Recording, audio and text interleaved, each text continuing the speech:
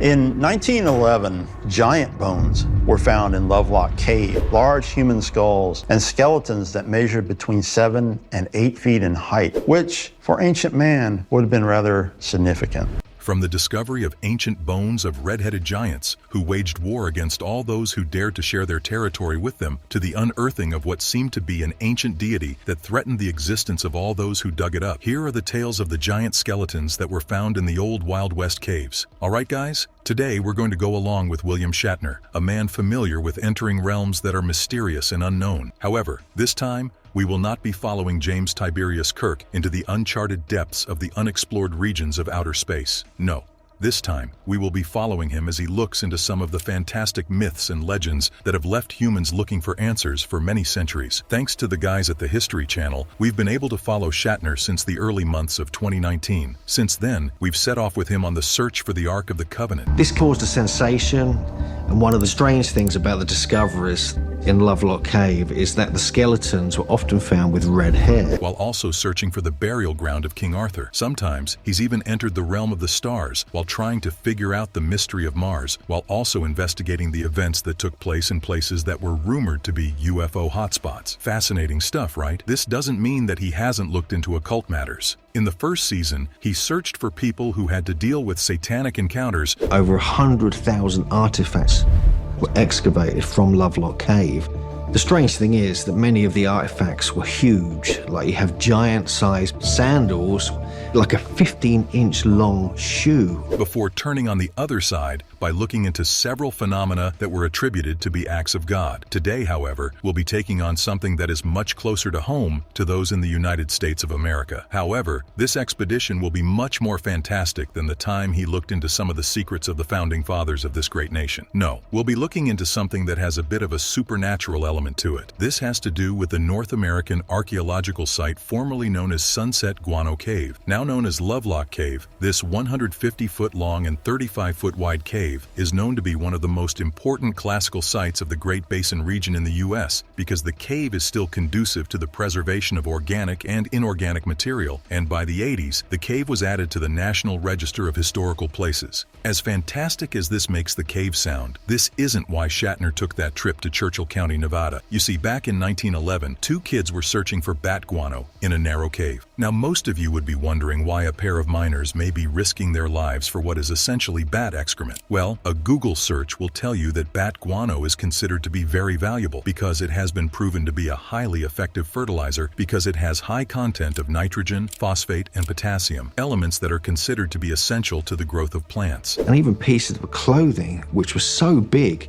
it looked as though they were worn by giants. That said, the boys would find as they would discover something much more extraordinary than the guano that they had set out for. To everybody's shock, the kids would emerge from the caves with more than 40 human bones and skeletons. While that would be strange enough on any normal day, this wasn't the only weird part about the bones they discovered. Once the authorities saw their bones, they were at shock at how massive the bones were. Surely they were human bones, but the problem was that they were much larger than those found in any humans. According to David Weatherly, the author of Copper State Monsters, Cryptids, and Legends of Arizona, he stated that the authorities were confounded with the boys' discoveries because they came out with skeletons that measure something between 7 to 8 feet in height. Another thing that was strange about these giant remains was that all these skeletons seemed to have red hair. Not that we have anything against our red-headed brothers and sisters, but there's no way that we can deny that this made these giant bones stand out some more. This is especially the case when you consider how that area of Nevada was predominantly occupied with Native American in the time that these suspected giants walked the earth. As remarkable as this discovery was back in the early years of the 20th century, it's sad to say that this fascinating find was eventually lost to the pages of time as several monumental events took place as the century ran its course. Fortunately, it seems as though some of the bones of these strange creatures were preserved in a local museum. In fact, until about a decade or so ago, some of the large skulls that were extracted from that narrow tunnel were on display in that museum. Unfortunately for those looking to take a peek at these monumental objects, they'd be disappointed to find that they were eventually removed from the museum's exhibits before being ceremonially buried. Wonder whose idea it was. As a result, we're forced to turn to some of the 100,000 or so other strange objects and artifacts that were also extracted from the cave at that time. What also made them stand out was how massive they were. It was as if they were made specifically for the giants who may have made use of them. We're talking about giant-sized sandals Hugh Newman described to be about 15 inches long. In the southwestern United States,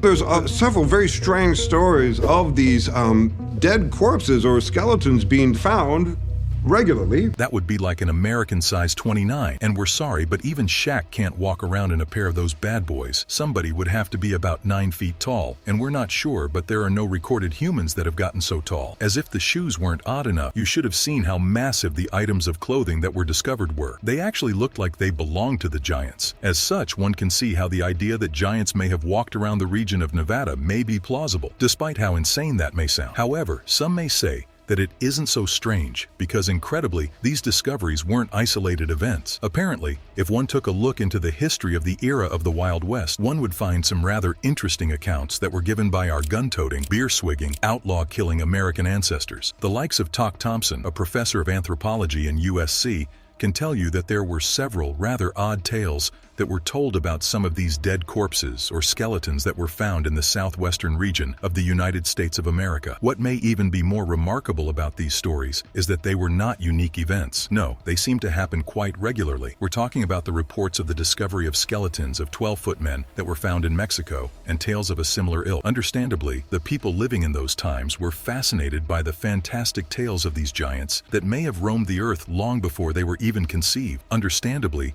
the discovery of these giant remains tended to be connected to the religious beliefs held by these people. It was just the order of the day, as these people had a more religious bent than we may have today. Maybe it was because they tended to be a bit more literal back in the day, and as such, it should come as no surprise that scriptures referring to giants were used as reference for the discoveries that were being made in places like Nevada and Mexico. To them, this was proof that the Bible was right. Giants did roam the earth back in the biblical days. As such, one is left to ask this question: could it be true that a race of giants once roamed the plains of the Old West? The fact is, you have the stories, you have the skeletal evidence, and you have the artifacts, and even the legends that prove this was a real story of giants in this area. I mean, look at all the evidence that can be leafed out of the pages of the history of the Old West. If that is the case, maybe, just maybe, those bones that were extracted from Lovelock Cave could belong to red-headed giants of old. Like many others, Will Shatner and the Unexplained crew thought it may be best to look into the history of the Native American tribe that may have inhabited the area with these giants. This just so happens to be Paiute people, a people who had called the Nevada desert home for hundreds of years. One would find that, thankfully, a woman named Sarah Winnemucca, a descendant of Chief Winnemucca, a notable northern Paiute war chief, wrote a book that can be dated back to the 1800s. As remarkable as the age of the book may be, the content of its pages will leave the mind blown. This is because it talks about Winnemucca's people's historical battles with a race of giants that she referred to in the book as Saiduka. Fascinating. Now, some of us may be left scratching our heads here, especially as they realize that this woman isn't recounting this story as a form of mythology. No, she's talking about it as though it was something that actually occurred. Indeed, it sounds like something that was etched into the history of these people. What's even more eerie about this story is that the Saiduka were described as having red hair and living within the confines of the mountains. Who does that remind you guys of? What's even worse about them is that these giants were described as being animals. Imagine the unadulterated horror. Understandably, the Paiute people couldn't sit back and watch as their families and friends were being devoured by these ravenous giants. Who was going to stop them then? Well, they were going to be the ones that would have to pull the proverbial trigger. Soon,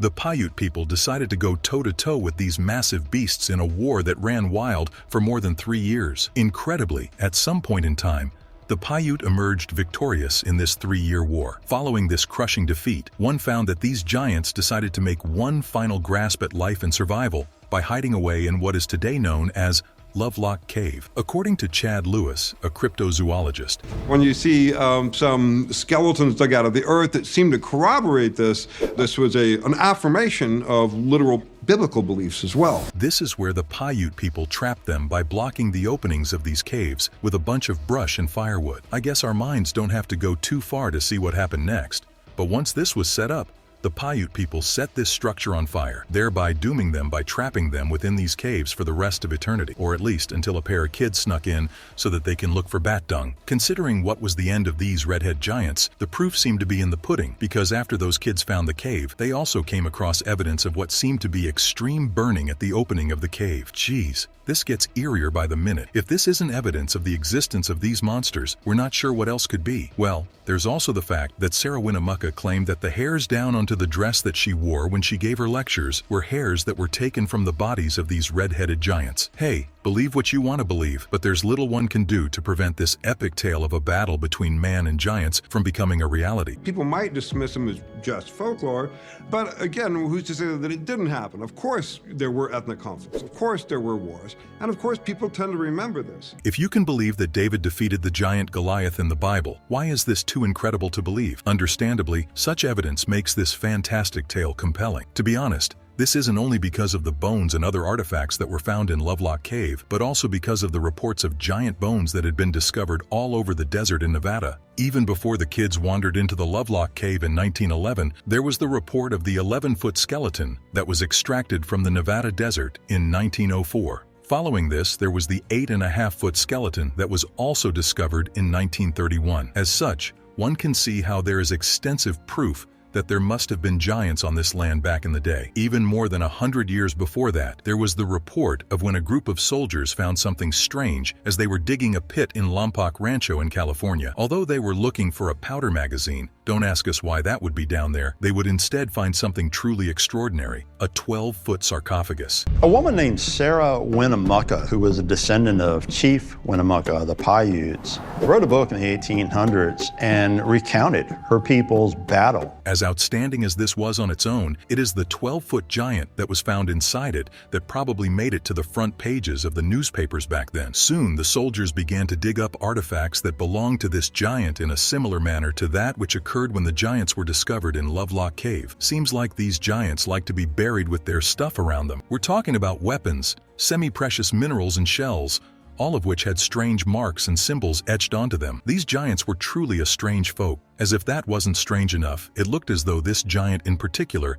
had a dentition that was quite different from humans, as it had 2 rows of upper and lower teeth. Looking for answers to this strange phenomenon, the soldiers decided to present what they found to the local Native Americans nearby. This would prove to be a shocking moment for the tribe, who were wary of the remains as they believed that it may have belonged to a long-dead deity. Looking to avoid any nefarious effects of the actions of the American soldiers, the Native Americans demanded that the soldiers go back to bury the giant and its sarcophagus back into the ground and never to disturb it again. If you go back and look through the records, and you can find numerous accounts of bones, skeletons, and giant-sized artifacts that have been found in this area. If the soldiers needed more persuading, they surely got it when the authorities learned about what these American soldiers had just done. Imagine the fury. However, rather than waiting for the Americans to take action by themselves, they decided to bury these bones in a secret operation. This proved to be a successful story because it was swept under the proverbial rug until the wife of one of the soldiers at the scene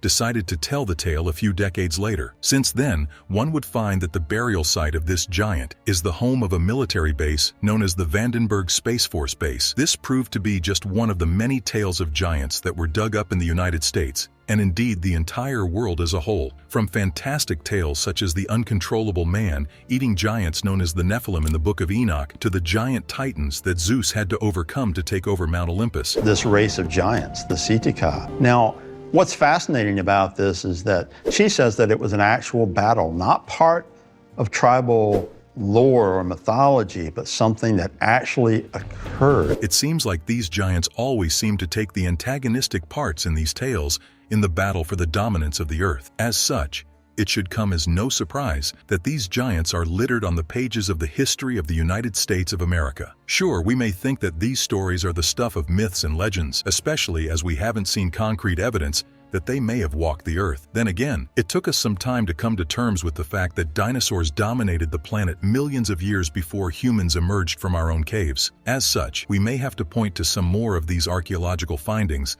that may prove that there were giants that roamed the planet at some point in time. This takes us back to the 1800s, where there was some more evidence that giants did roam this great country. Again, if one leafed through the history of the U.S., they would find that their newspapers were littered with stories of the discovery of the remains of these giants. So this matches the story almost precisely. And again, we have evidence of red hair because Sarah Winnemucca Hopkins actually saved some of the hair and sewed it into a mourning dress, which she used when she gave lectures. If you're careful enough, you can even find these newspaper stories online. If you do the research, you may find that in a period of about 2 centuries, you'd find more than 1,000 reports of skeletons that were discovered back in the day. Indeed, you'd find that these skeletons measured anything between 7 to 18 feet.